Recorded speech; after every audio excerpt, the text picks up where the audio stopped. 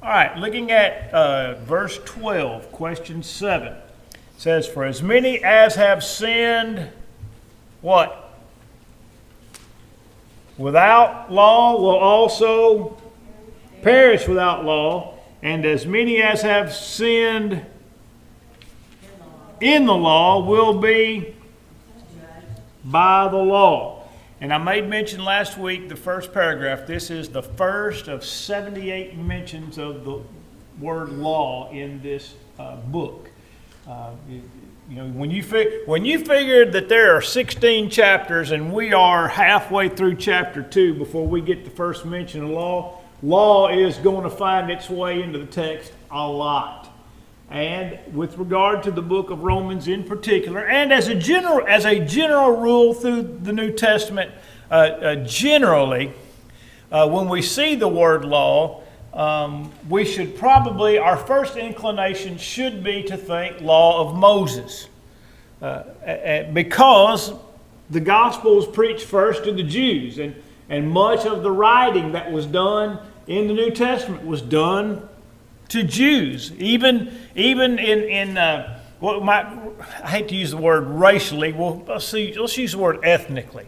In ethnically diverse churches, such as the church at Rome, which was made up of Gentiles and Jews, the church at Corinth, made up of Gentiles and Jews, that much of the writing, particularly of the Apostle Paul, was directed to the Jews, and much of it related to their prior relationship and adherence to the law. The entire book of Hebrews was written to Jews.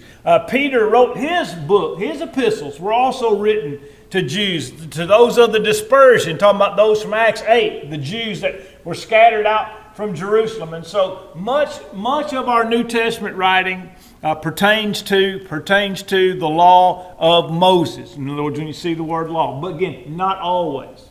Not always. I was reading again,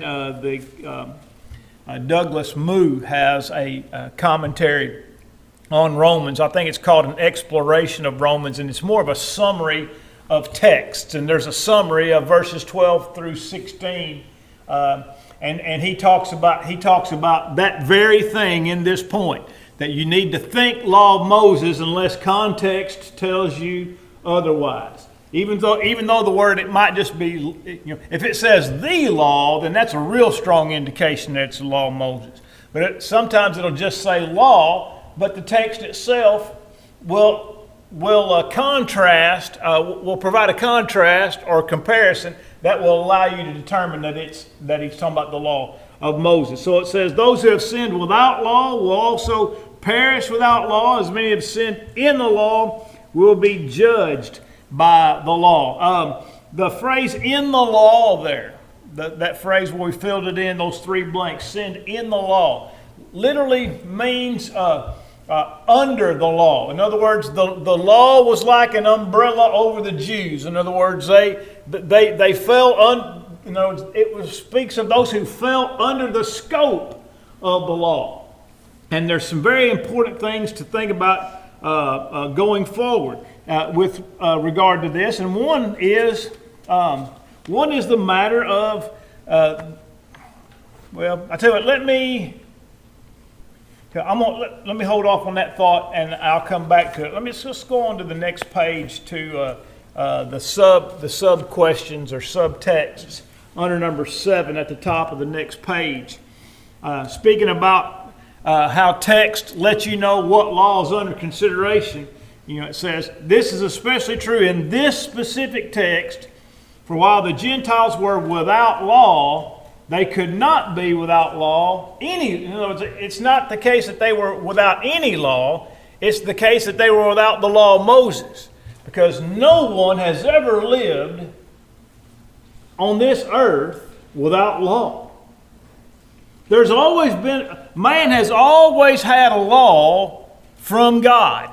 Always. Starting with Adam.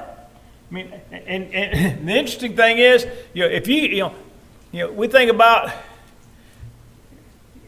we might think sometimes, there's 613 commandments in the old law. Who could ever keep all those perfectly? Of course, the answer is Jesus, but other than Jesus, nobody.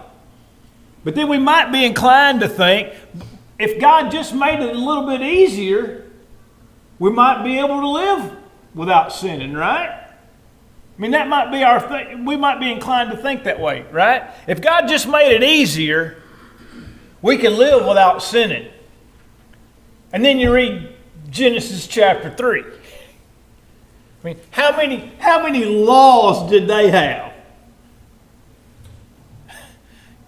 Yeah, they essentially had one law that was bound on both of them. And what was it? Don't eat the fruit of the tree of the knowledge of good and evil.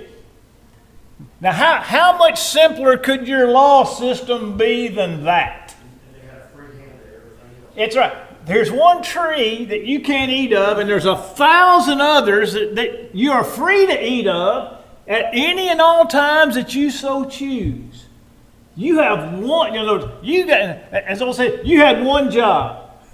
Or you might say, you had one law. How difficult was that law?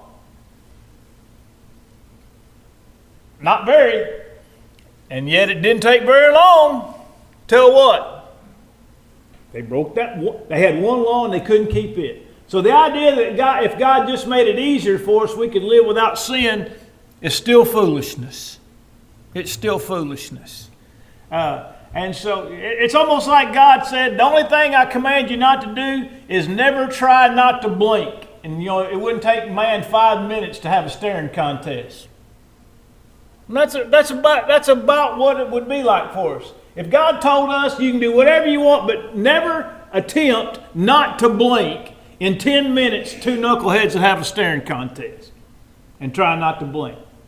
So it's not a matter of the law's too hard to be kept, because Adam and Eve have already proved to us you can make it as easy as you want, and man's still gonna be found in violation of God's law. But with regard to the Gentiles, and we know that this text, those that are without law, is speaking to the Gentiles. But again, it's not saying that they're without any law. It's just saying that they're without the law of Moses. And Romans 4:15 says, where there is no law, there is no transgression. All right, where there is no law, there is no transgression. Well, transgression is the same as saying sin, right? Because to transgress means to go beyond what God's told us to do, or to basically step over a boundary. We would refer to it as a trespass. Sometimes in our Bibles it might say a trespass. Well, what is trespassing? Well, trespassing is there's a line here and you're not supposed to cross it, and in the minute that you do that, that's trespass. That's the same picture here. So where there's no law, there's no trespass. In other words, if there's no law, there's no line. If there's no line, then there's no line to be crossed. But we know that all have sinned and fallen short of the glory of God. Romans 3:23. So if all have sinned and fallen short of the glory of God, there had to be a line drawn for every single person somewhere at some point. Whether that line consisted of something bound up in the law of Moses, or whether that may have been bound up in the Code of Hammurabi. If you're not familiar with the Code of Hammurabi, it's an interesting study. There are elements of the Code of Hammurabi that would indicate that it may have well been at least a part of a divinely given law. And so, but whatever law it was, everybody has had a law, because everybody has sinned. In letter C, 1 John 3 and verse 4, whoever sins transgresses the law, for sin is a transgression of the law. Now, this is one of those passages I mentioned where a lot of people that want to hold on to the Ten Commandments, they try to use this passage to teach that the Ten Commandments are still valid, because that's the law that John's talking about. Notwithstanding, John wrote this 60 years after the cross, but they're still trying to hold on. They're still trying to hold on to the Ten Commandments as being a valid law. Except the problem is, what did Paul say in verse 12 of Romans 2 that we just read? The Gentiles do not have what? The law. You know, it's interesting to me how many people wanting to hold on to the Ten Commandments are Gentiles. You know, pretty much everybody in the state of Alabama is a Gentile. Right? Now, there was a guy that used to think he was a Jew, lived in Haleville, had a clothing store. Right?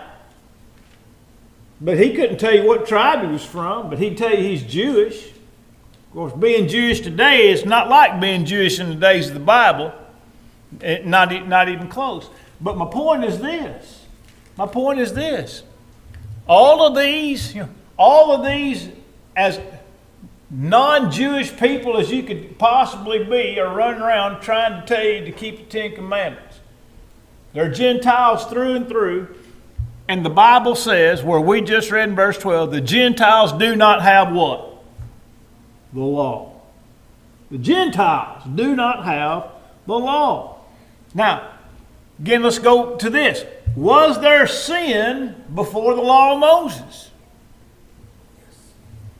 All right, so the law of Moses can't be the law of Moses can't be the embodiment of all the law that people transgress and sin. Because if you're reading Galatians 3:16, unto Abraham and his seed were the promises made. He saith not unto seeds as of many, but as of one, and to thy seed, which is Christ. All right. Now, in that text, it says that there was a promise that was given to Abraham that included all people, and that the law, which came 430 years after the promise, could not annul the promise made to Abraham. Now, the promise made to Abraham included every single individual in the world. The Abrahamic promise involved everybody, not just the Jews. Not just the Jews.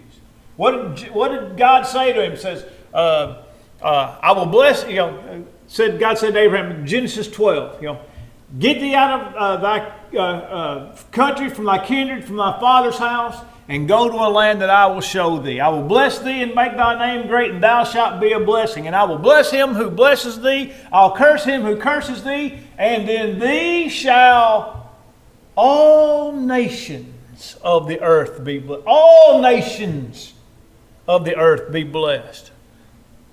All nations pretty much includes what? All nations, everybody. So the promise made to Abraham included everybody. Whereas the law that came 430 years after the promise only included who? The Jews. And so Paul is clear, this law that came 430 years after the promise can't annul God's promise. It's not a replacement of God's promise, and it can't nullify or in any way invalidate God's promise. That's what Galatians 3:26 through 28 teaches us. There's neither Jew nor Greek, bond nor free, male nor female. It says, if you belong to Christ, you're Abraham's seed and heirs according to the promise. And the only way to be a part of Abraham's seed is be a child of God by faith, by being baptized into Christ. Galatians 3:26 and 27. And so we know that sin existed before there was ever a law of Moses. And so there had to be a law before the law of Moses. Then this, could Gentiles sin after the law of Moses? Of course they could. Now, and then the question, is there sin in the world today?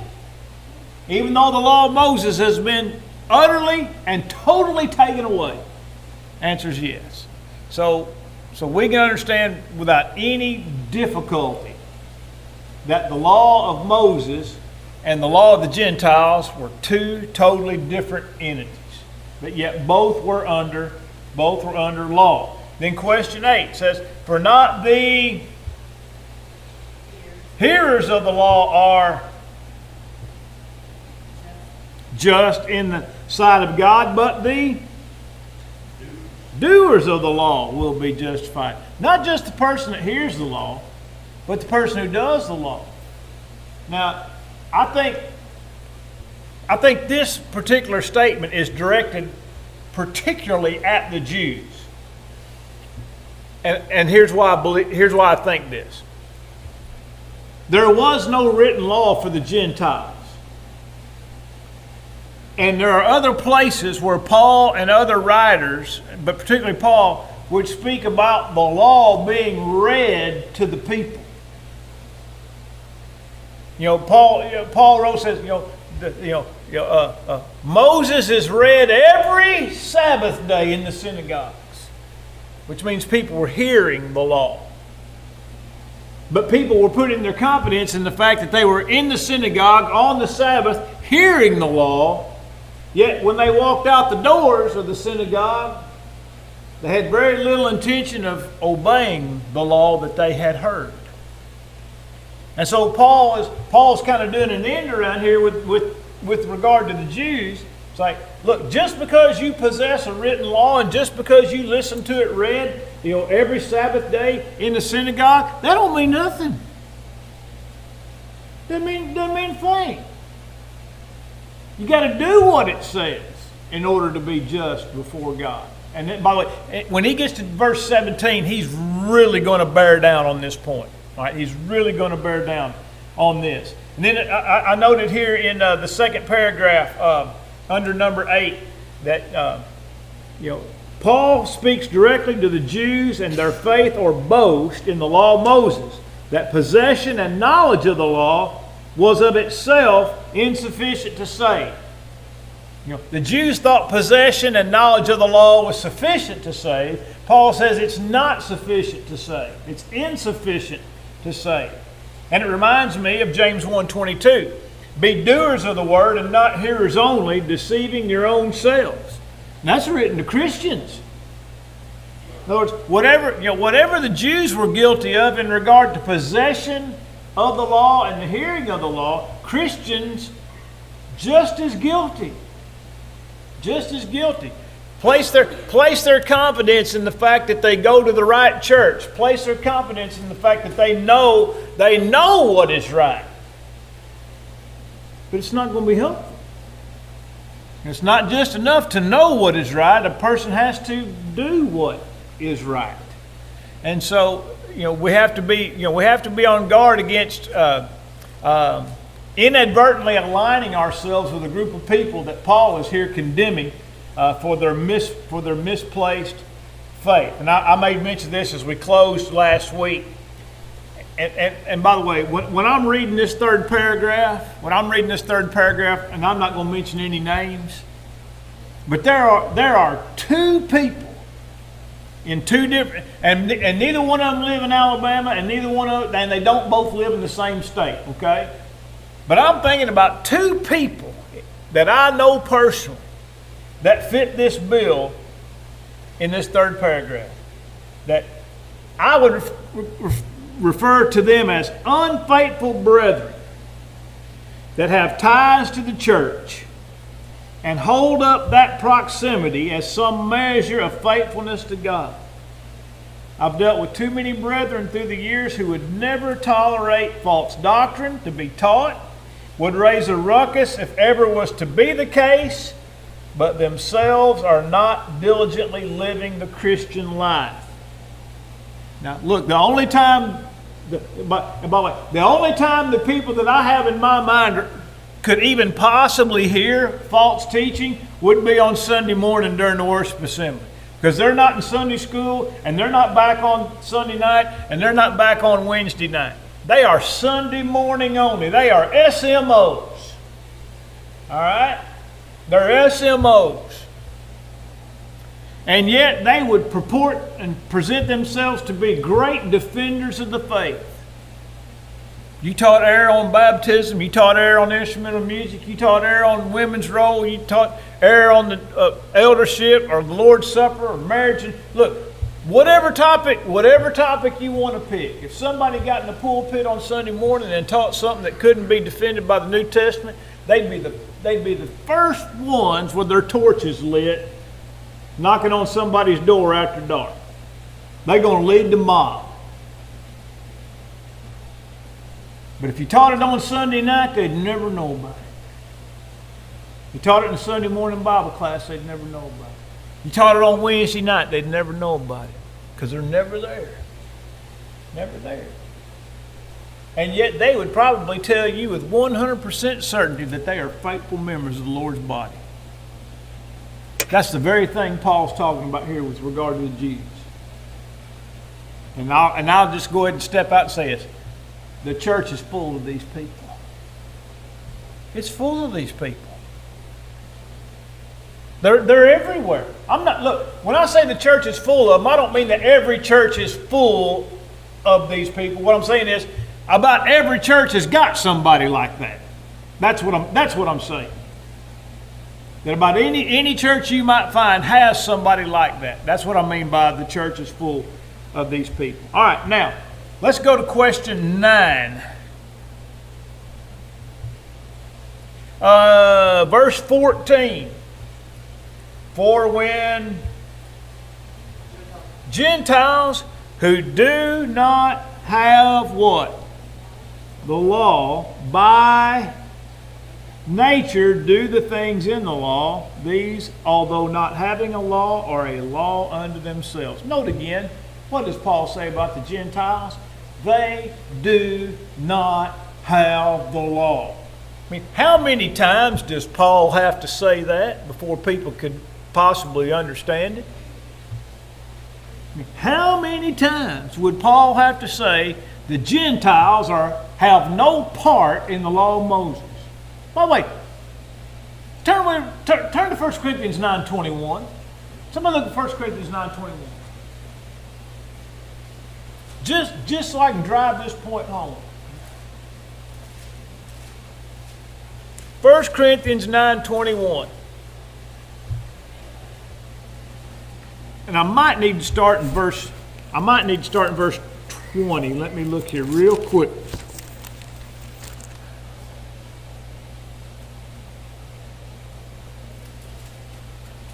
Yeah, let's start in verse 20.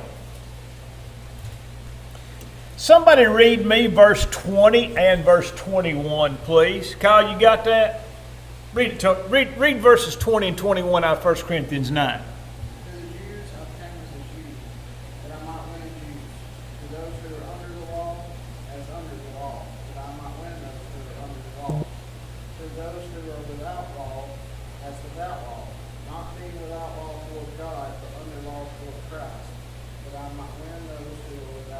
All right.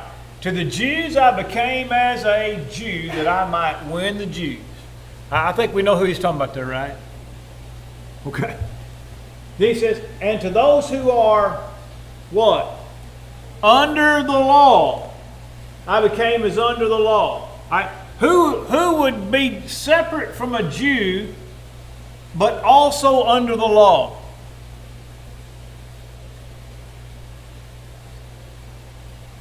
Proselytes, that's right. Proselyte, that's right. A Jewish convert. A proselyte is not a Jew, but he's under the law. So you got the Jews, you've got the proselytes, and then we get to verse 21. And to those who are what? Without law. But then he throws, is it a parenthetical statement? They're without law, but not without law to Christ. So what law is he talking about there? Law of Moses. The Jews are under the law.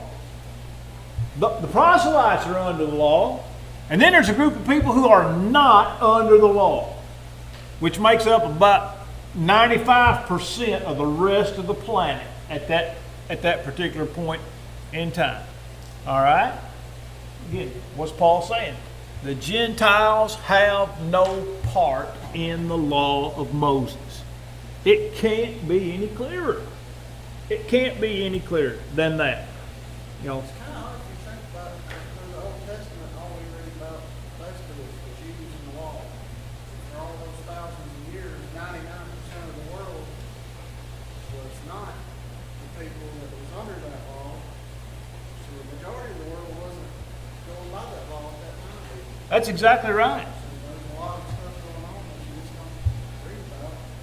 You know, there was something. Yeah. Essentially, the entirety of the Old Testament from Exodus 20 forward to Malachi chapter 4, last of that chapter, last of the Old Testament, from Exodus 20 to Malachi 4 and verse 6, I think that's the last verse of the Old Testament, deals with one group of people, right? Jews. Who probably, as Kyle said, 99% of the people living on the entire planet were not Jews. Yet 90% of the Old Testament is written to and about Jews. So then what about the 99%? All right? And that's where verse 14 and verse 15 come in the text that we're studying in Romans 2. Where do they fall? It says, when the Gentiles who do not have the law, by nature do the things in the law, these, although not having the law, are a law unto themselves. They show the work of the law written in their hearts, their conscience also bearing witness, and between themselves their thoughts accusing or else excusing them. See what Paul says? Paul says, even a man who has never read or heard of the law of Moses is going to know intuitively that there's some things that are wrong. Is that right? I mean, the guy who committed the first murder in Genesis chapter 4, he knew what he did was wrong, didn't he? I mean, what did he say? He said, my punishment is greater than I can bear. In other words, I cannot pay or atone for the sin that I have committed.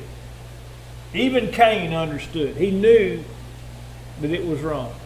By the way, he knew that he was in the wrong with regard to his sacrifice, which is why he killed Abel in the first place. Because Abel was righteous, and he was unrighteous. But the point is, man has always known it's wrong to commit murder. He never has to lay his eyes on the Bible to know that it's wrong to murder. He really didn't even have to lay his eyes on the Bible to know it's wrong to steal. He didn't have to lay his eyes on his Bible to know that it's wrong to lie. He didn't have to lay his eyes on the Bible to know it's wrong to commit adultery. You know, there are a ton of things that we know intuitively. That let me say it this way: God baked it into us. Does that make sense? God baked it into us to know that some things are good and some things are evil. And you don't need a written law to know it. And Paul says that when men live together, for example, let's just use this group right here. Let's just say that we were all, I mean, obviously we are all Gentiles, but let's say that we were all Gentiles living 2,000 miles from the Jews, never having heard of the Jews, never having heard of Abraham, never knowing anything about any Moses or law of Moses or anything like that. We, living amongst ourselves, would have a code, wouldn't we? We'd have a code. And that code would be based on what God baked into us. And we would all agree on it. And that's what the text says.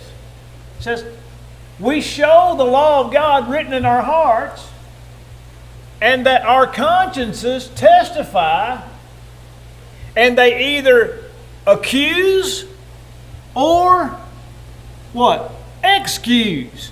What does that say? That the collective conscience accuses or excuses. It says that we can all agree. That if Zach was brought before the tribunal here, and it was just us, and Zach's brought before the tribunal, and John's leveled some kind of charge against Zach, that the rest of us by our very consciences, would know whether or not Zach was a lawbreaker or if he were not a lawbreaker. In other words, our collective consciences would either convict Zach as a wrongdoer or we would acquit Zach as not a wrongdoer. And God says, through Paul in this text, that's the law that the Gentiles would be judged by in the day of judgment, verse 16. Moses' Lord said it like this. He says, up to that point in time, he said, men will be judged, determined on the amount of light that they possessed at that time. And by light, it means knowledge of good and evil. Man will be judged by the amount of light that he had. Now, today that doesn't count. Because Jesus has set forth a different set of rules. You know, he who rejects me and receives not my words has one that judges him. The word I've spoken, same will judge him in the last day. Paul said in this very chapter, God's going to judge the secrets of the hearts of men according to my gospel. You know, men are going to be tried and condemned because they don't know God and because they don't obey the gospel of the Lord Jesus Christ. 2 Thessalonians 1, 6 and 9. The standard for men today is different. Because there's one law for all men. There's no more law of the heart. There's no more law of the collective conscience. It's only the law of Christ. And that's why the Great Commission is so important. Look, think about it. Let's just say there's a group of people living out here somewhere and there's 100,000 of them. And the law of the heart or the law of the conscience is still intact, right? And then I go preach the gospel of Christ to them and they reject it. What have I just done to those people? What have I just done to them? I've just sent them all to hell. Right? You know, if they get to live free from the law of Christ, as long as they live by the law of their collective conscience, I'd do everybody a terrible disservice by preaching the gospel to them and giving them an opportunity to reject it. That's why the Great Commission is so important. Because those people that are living by the law of their consciences are still lost in the eyes of God. They don't know God and they've not obeyed the gospel of the Lord Jesus Christ. And so, and then I will mention again, verses 13 through 15, that parenthetical statement interrupts Paul's train of thought and his point. When you get to the end of verse 12, you need to jump down to the beginning of verse 16 in order for the statement not to become obscured. It would be, for as many as have sinned without law will also perish without law, and as many as have sinned in the law will be judged by the law in the day when God will judge the secrets of men by Jesus Christ according to my gospel. See how that reads so smoothly? And the thought is uninterrupted? That's what Paul's saying, but sometimes he's like a bad storyteller. He puts a lot of information in here that kind of obscures where he's going at times. We all know bad storytellers, right? They can never get from point A to point B without taking about 5 detours before they get back to point B. All right, so in some cases, Paul's not a good storyteller. But the point is, we can understand what he's talking about when we read it the way that I just read it. Don't get me wrong. The parenthetical statement is an inspired statement by God. But where it's placed by the translators is just not the best for the continuity of thought. All right. Okay. Now, question 10 starts verse 17. So in our next, we'll start there the next time. Because again, this is where I said earlier, in verse 17, Paul is going to be laser focused on the Jews and their gross inconsistency of their attitudes toward the Gentiles in comparison to their own self-righteousness. All right, so verse 17 through verse 24 is the next section.